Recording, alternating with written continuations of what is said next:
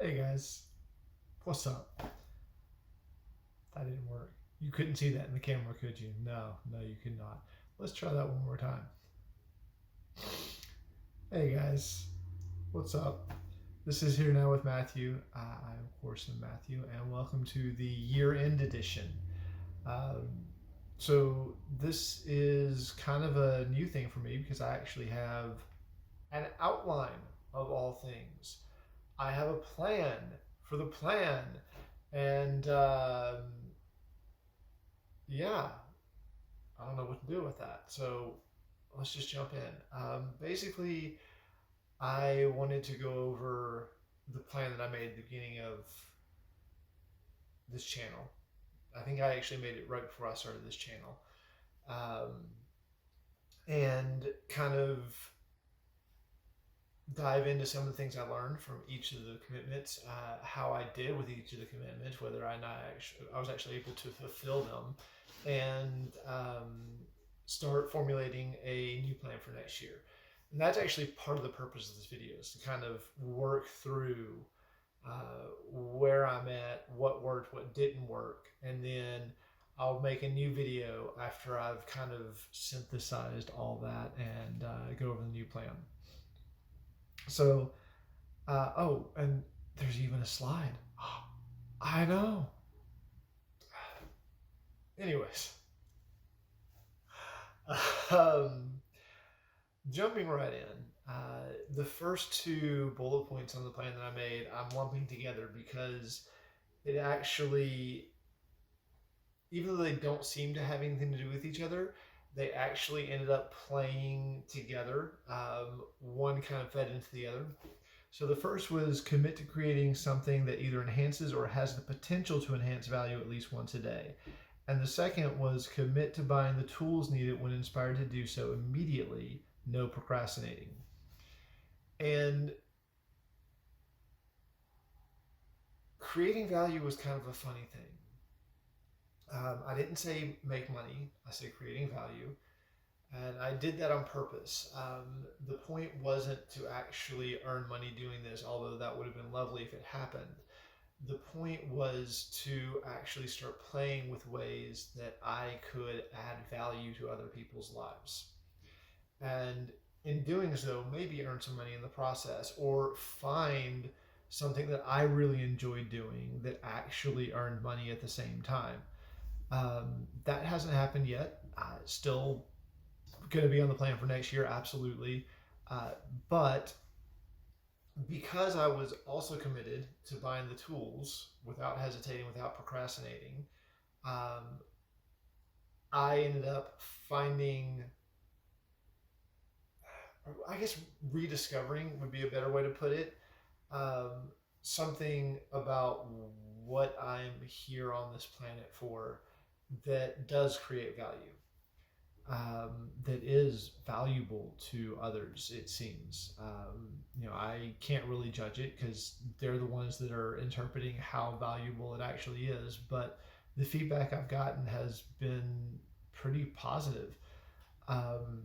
So a couple of things, like there wasn't really many tools that I really felt inspired to buy. There was the laptop, first of all, and that was what actually got me to put that commit to buying tools on the plan in the first place. I think I might have talked about this in one of my earlier videos, but basically what happened was I had this inspiration to buy a laptop, but I didn't because I was supposed to be going to Egypt. There was an opportunity for me to travel to Egypt, and I was like, no, I've got to save the money to be able to pay for the Egypt trip. So I didn't buy the laptop. And then all of a sudden, Egypt falls through. The money just never shows up. Nothing works out. Still getting by the laptop, but I'm not buying it because now a trip to Hawaii has opened up, and so it's like, well, I can't spend the money because I've got to pay for plane tickets to Hawaii, so on and so forth. And again, didn't buy the laptop. Trip to Hawaii fell through, and then finally, trip to Canada comes up, and I'm just like, fine. Buy the laptop, because at this point I think it had been like a month and a half, maybe 2 months of just like this constant just impulse to buy a laptop. and I didn't have the money. I didn't have it all, but I got a tip from a friend of mine to go to a particular store in Nashville, and I was out that way one day and just had an urge to walk in. So walked in, talked to the guy, said, "This is what I need." He's like, "Yeah, actually, I've got something perfect for you." And I said, "Okay, well, how much is it?" And he goes, 800. Uh, I had $400. Um, I put that down immediately. He actually let me do a little payment plan on it, and was able to pick it up a couple of weeks later. And I think it was like a week and a half after I bought the laptop, everything for Canada just fell into place. The money came in, it all worked out, and I went. So that was what actually got me to put that on the list. Is that lesson of, if I get an impulse to buy something and it feels really strong, just buy it and trust that whatever else I need will show up. And it has every single time. Um, the only other examples that I can think of right now was there was a tripod that I bought for my phone, which I'm actually using to record these videos, which has been very handy. It was also really cheap, but whatever. It was one of those things. Buy it. Didn't even think about it. Just bought it because that was on the list. And then there was the Landmark Forum, and the Landmark Forum is actually what leads back to the first thing: commit to creating something that either enhances or has the potential to enhance value at least once a day. Um, I learned a lot of things at Landmark, and I was reminded of a lot of things at Landmark.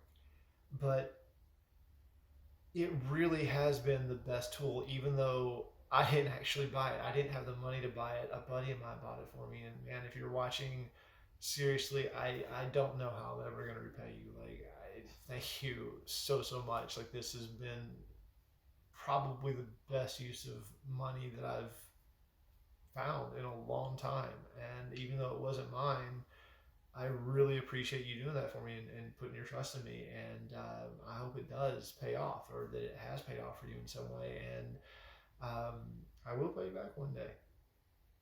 Like, that's part of all of this, part of the learning. Um, so Landmark has a way of creating distinction, what they call distinctions. And distinctions are just logical tools to use to um, look at something in your life in a different way, to like see it in a light that you haven't seen before, or to come up with new ways of thinking about it. And some of the big ones that I took away from Landmark and the 10-week series that came after was, first of all, what happened versus story. Say, just as an example, there's a circle. And in this circle is something that happened in your life. Just the facts, nothing else, just what happened. This happened, this happened, this happened, and this happened. Well, the mind usually isn't very comfortable with just keeping that. It wants to make it mean something. And so often what happens is it comes over here and it creates another circle. And in that circle, it tells a story about what happened. It's no longer just the facts. It's a story that assigns meaning to those facts. And most people don't even realize this is going on. So now the mind actually has two different versions of the exact same event. It has just the facts and it has the story. But often the story gets created so quickly that it supersedes what actually happened. And as far as the person is concerned, that story is what happened, and it means exactly what the mind made up in that moment. Okay, so just as an example, let's create a scenario. Say, oh, I don't know. Say you've been fighting with your boyfriend or your girlfriend, and they're really mad at you for whatever reason. And you both have a mutual friend, John. All right. Now, you haven't seen or talked to John. You don't know if your boyfriend or girlfriend has either. But one day, you're out at the store buying milk and coffee, and you see John walking by as you're standing in line. He walks out the door and he gets in his car and he drives off. That's what happened. You're in line buying coffee. John walks by, he gets in his car, he leaves. Now, let's put this in the greater context. So, you've been fighting with your boyfriend or girlfriend. You're both friends with John. You don't know if your boyfriend or girlfriend has talked to John or not. All of a sudden, your mind is like, well, did he see me? He had to have seen me. Of course he saw me. How could he have not seen me? I was standing right there. Wait, did so and so talk to John? Did they tell him what's going on? Is John mad at me too? Does John hate me? Am I a disgusting person?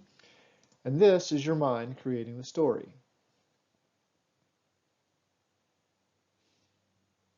What happened? John walked by and he got in his car and he left. He may not have seen you. He may have had a million other things on his mind. You have no earthly idea why John walked on by. But your mind, because it's in this state of frustration and anger and, you know, kind of disgust with itself because of what's going on with your boyfriend and girlfriend, or maybe boyfriend and girlfriend, who knows, uh, is now creating this story. And this is happening so fast that it's no longer John just walked on by and got in his car.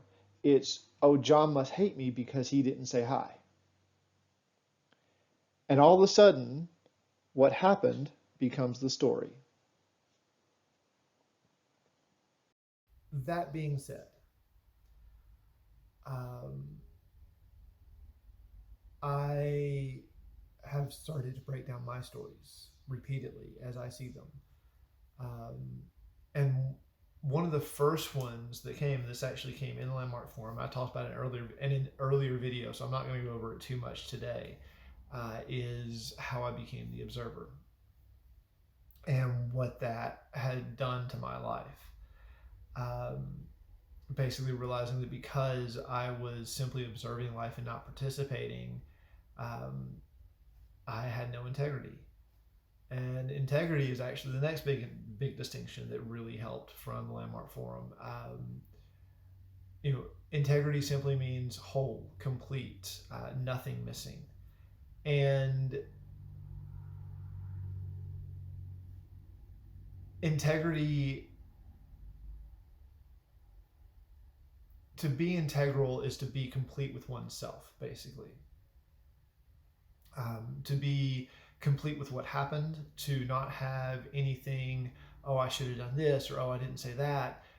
To actually say those things to that person or do that thing to finish it, or to complete it internally.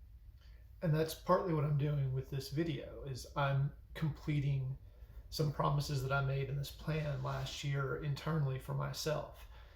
And what I mean by that is I am one, recognizing that I failed to make the commitment. I failed to actually do whatever it was I said I was going to do in this plan. I'm going back and looking at what the causes were, what prevented me from completing those steps.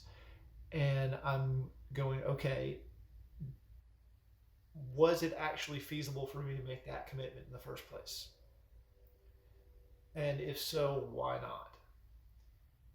And what commitment can I make to myself now to remedy the situation, to fix it? Or is it just something that never needed to be done, that never needed to be done to begin with?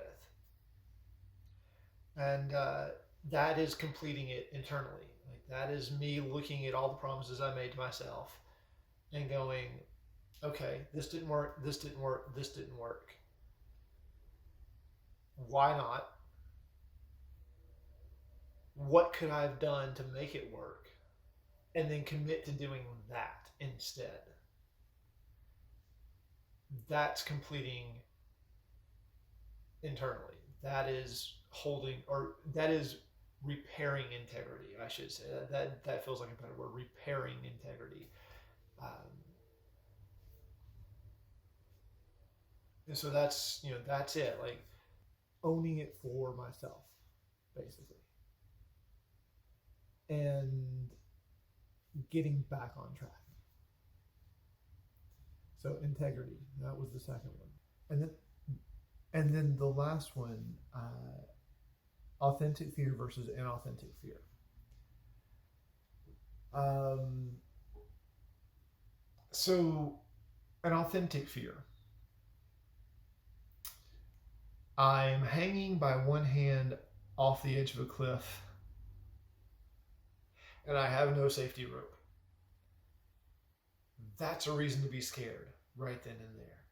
I am in a taxi and the driver is driving extremely erratically down the side of a mountain with no guardrail in Peru. I was scared. Those are authentic fears. An inauthentic fear is a fear of something that isn't happening in the moment. So, say, for example, um, a fear of saying something. This is for me, this is my example. A fear of saying something to my dad. I'm not actually talking to my dad right now.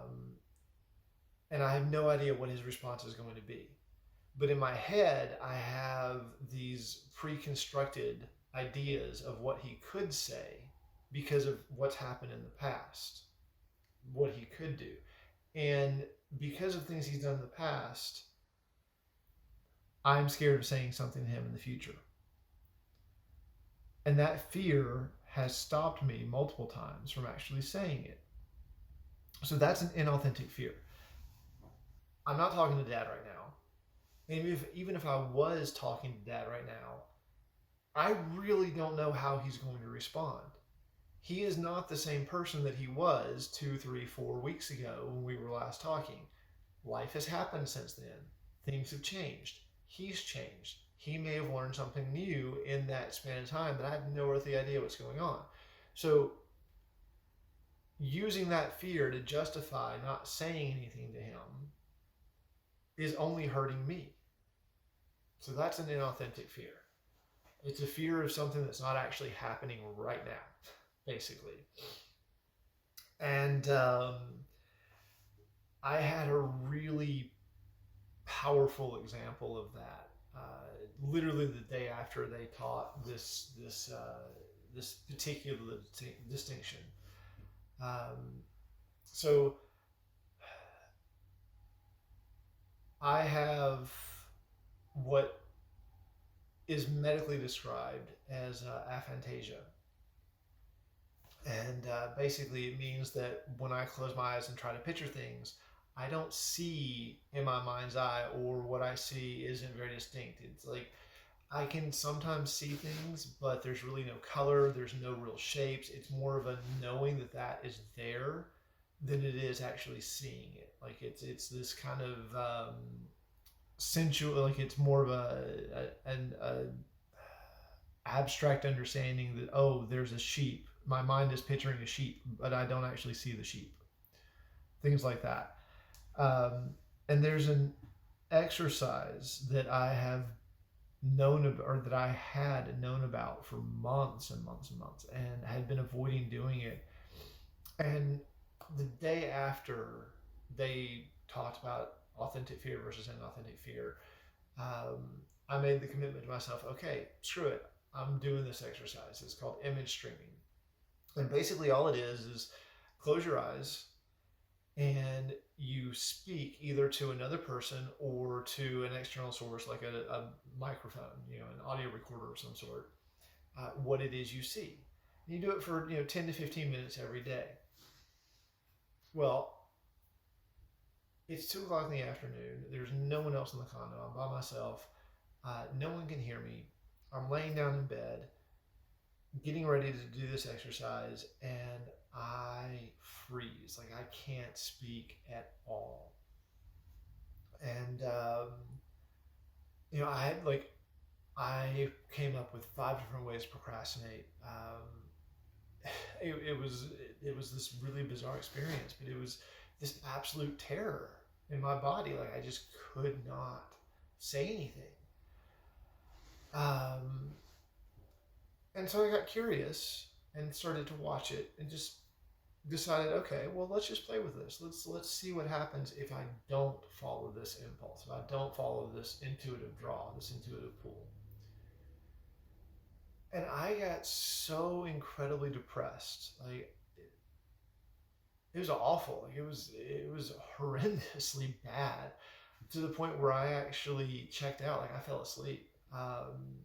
And fell asleep for a good 2 or 3 hours. Like it wasn't until like 5:30, something like that, when my dad walks into the condo and starts puttering around to get a little bit of work done for the day, that I woke up and started to pull myself out of it.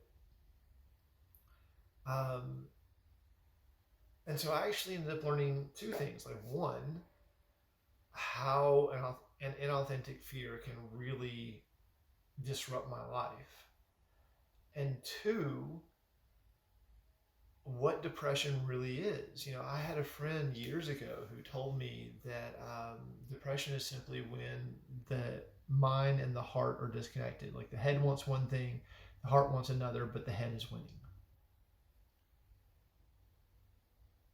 And I had kind of had experiences that illustrated that in my life, but that one right there really drove it home. Like my heart wanted that exercise so bad, but for whatever, and I didn't even understand what the fear was at the time. It was just this body fear. Like it was like my entire body just froze anytime I opened my mouth to say anything. um, and so like I hadn't been for a long, long time, and I'd been falling deeper and deeper and deeper and deeper into depression. And when that exercise happened and I fell into like just this absolute horrid depression, like almost suicidal, um, I got it. Like I got it, and it was really cool. Um, that was kind of the beginning of the end of procrastination for me. Like it still happens sometimes, but for the most part now, like when I feel like I should do something, or when I feel like an intuitive pull, I do it. And I did the image streaming exercise the next day. Actually, like I made the commitment to follow through with it. And so the next evening, I laid down and actually spoke for the first time. And every day for the next 2 weeks, I did it, and it became a dream journal instead. So it kind of transitioned. Uh, what my heart was really asking for wasn't that exercise, but it was actually the dream journal. And that's what it became. So every morning now, and this has been every morning uh, for over a month now, I wake up and I record my dreams from the night before on my phone. And I've like I haven't been analyzing many of them, but there have been a few that have really stood out. I might make a video on some of those later. Um, so that happened, and I really saw how fear was impacting my life. And then the next week we had another session, and at that session, um, I don't even remember what the question was. And this was another thing I went over in my last video, but it was the whole being weird thing. Like it's okay to be weird. Like the whole fear of what people will think or what they'll say, how they'll react, like that all just went out the window. And more and more, like I already had been with a few very specific people. I started just sharing how I was really feeling in a moment. And sharing where I was at, sharing what was going on with me, sharing what was like everything, sharing myself, kind of like I'm sharing in these videos. And I just started speaking up more in general, like speaking up to my parents, especially my parents. That's always been the big one. Um, and so that comes back around full circle to creating value, because it's the in the sharing of myself that the people I'm sharing with are finding value. And they're learning from my experiences, and it's opening up opportunities for them to share and to break down barriers that have been holding them back in their lives. Um, so those two things, creating value every day and committing to buy the tools, were the two biggest wins of this plan over the last year. Like, it just really worked and really opened some things up, and taught me a lot about myself, and taught me a lot about what I enjoy and what I love in this world. And a lot of that is actually working with people, and helping people break down their barriers and dive into their life fully and start really living for themselves. Um, and that's been happening a lot. Like, how that's going to make money for me, I don't know. I'm not a clinically trained psychologist. I don't have any draw to go back to school and get a PhD or anything like that. I don't really even have a draw to like try and turn that into a business. I am open to accepting donations for it. I haven't actually pushed that or tried it. It's never really felt appropriate. Like, things like that don't, like, for some reason assigning money to them feels icky to me, and that's something that I may still need to work on. I'm still looking at. So that was a lot. That was a big thing. So the next one on the list, gradually increase investment portfolio. First in crypto, Litecoin, Verge, and Monero, and then in stocks. 10,000 invested by the end of 2019. Yeah, I think I have like 150 invested right now at current prices. I had more at one point, but I've had to spend it, or at least I thought I had to spend it. Um, I have learned a lot from it, though. The first thing, getting over FOMO, fear of missing out, like that was huge. I lost a lot of money in the beginning, because the price would just skyrocket out of nowhere, and I'd be like, oh, I need to buy in. It's going, and I'd buy in at exactly the wrong time. As soon as I bought in, it just crashed.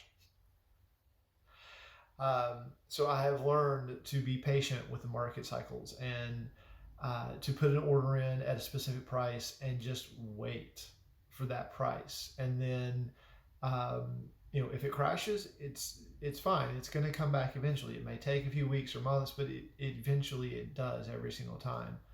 And I'll start making profit again.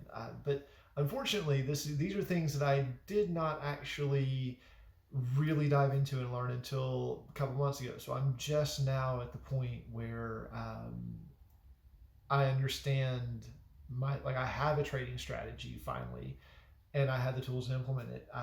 So because the next big thing I was learning doing all this was actually understanding order terms, like stop loss, limit orders, and market orders.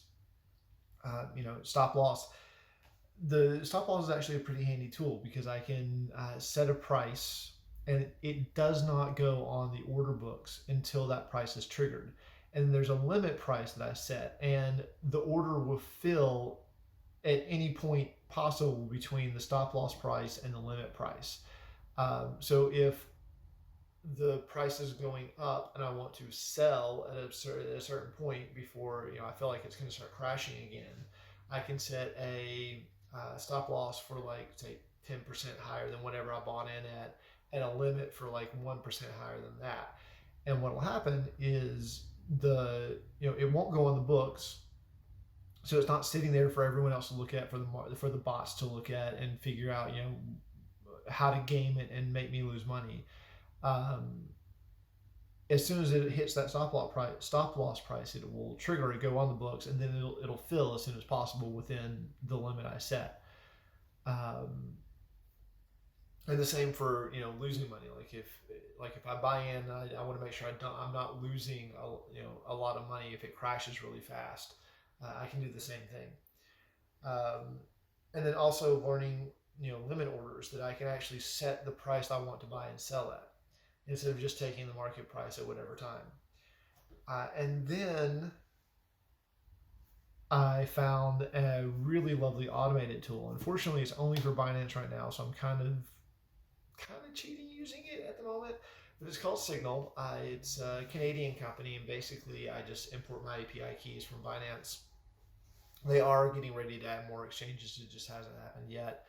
Uh, but I just import my API keys, and then I can set up staggered buys and staggered sells with a trailing stop loss, which is fantastic. I wish I had found this a year ago. Basically, what it means, especially that trailing stop loss, like that's the key. So I can buy in at a certain price, and I can set targets, up to 4 targets, going up the scale or going down the scale, whether I'm buying or selling.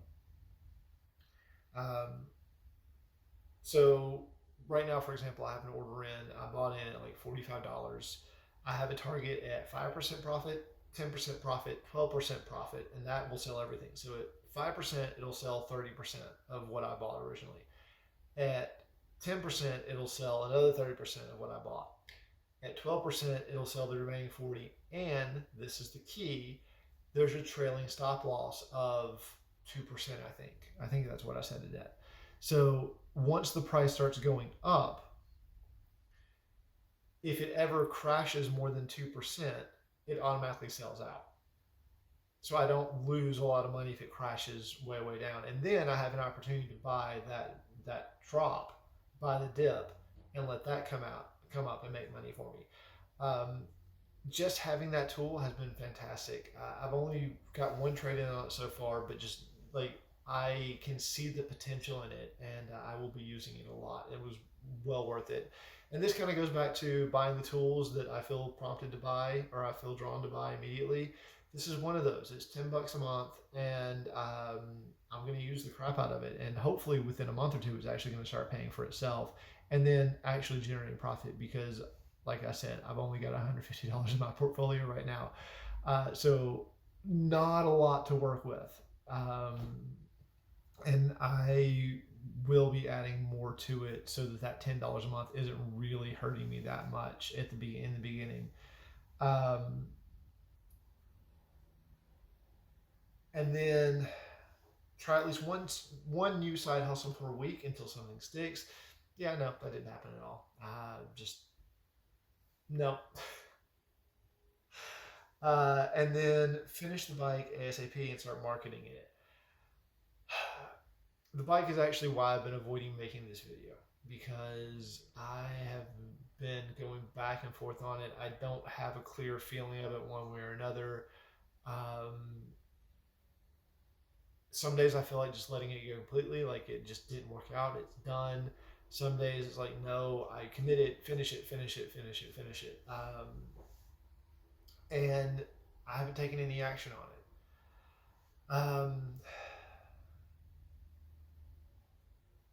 I really don't know what I'm scared of with that one either, like why I'm not taking action on it. Part of it is it's not my money that's invested, and I don't have more money to spend. Like, I don't want my buddy to spend more money on it to get it finished, and it's going to take another $600 minimum to get it done. I wouldn't be able to pay for that.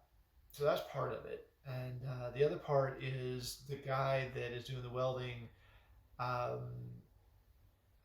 Something happened.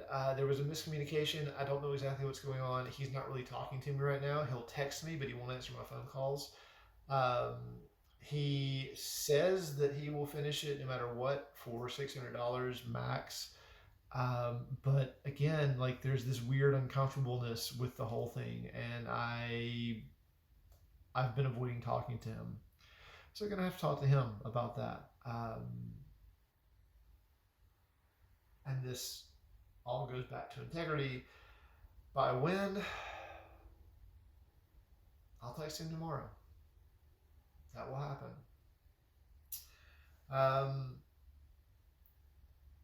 And then consider fixing credit score. Haven't really felt strongly about that one either way. I've had some opportunities, haven't had the money. Uh, doesn't really feel that important to me. May go on the plan next year, may not. Start drawing and playing music again. I did start drawing for a while. Nothing really came of it. I didn't get a trumpet out. I do sing more. that happens. Like, just as I've been working through my own stories and like moving past the depression and my fears, like I find myself just whistling and singing, humming more. So that's kind of cool. And then start cooking more at home, limit eating out to less than 5 times a week. That has pretty much been it's been a necessity. The only time I've really eaten out a lot is when I was on Hawaii, and that's because I was staying at Airbnbs and at a friend's place and didn't have a place to cook, didn't have anything really. Um, so I was eating out most days for breakfast and lunch at least. Um, but other than that, I pretty much had no other choice but to cook at home, wherever home happened to be at the moment, whether that was in Canada or here at the condo or in Nashville, whatever I was doing. Um, and partly it's because I haven't actually had a job for the entire year. Like I haven't really earned any money except for one or two little things. Um, and all that money was gone really quick because it ended up being spent all on travel. So that's really it.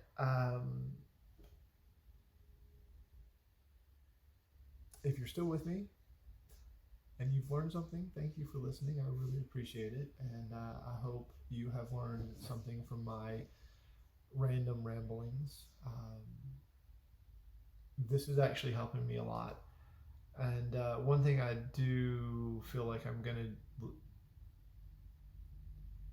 yeah, yeah, I'm just going to go ahead and do it. I do feel like I'm actually going to commit to making at least one video a month for the next year. Um, I am going to commit to making at least one video a month for the next year. Yes. So that's going to be number one on the plan, apparently. And then as I kind of digest this and edit it and work through, what worked and what didn't work for myself this year, I will come up with a new plan for next year and write it down and share it with you guys. And this time I actually want to keep it in a place where I can see it every single day, to keep it much more in my consciousness and awareness, because that's the one thing that I feel I failed the most on with this plan, was I did not keep it at the front of my, I did not keep it in constant awareness. Um, in fact, I didn't even remember what most of them were until I looked at them for this video. So, keeping the plan in a very visible place where I can see it. That's also going on the plan for next year. And I think that's it for now. So, guys, thank you so much. I've enjoyed sharing. I hope you've learned something, enjoyed listening.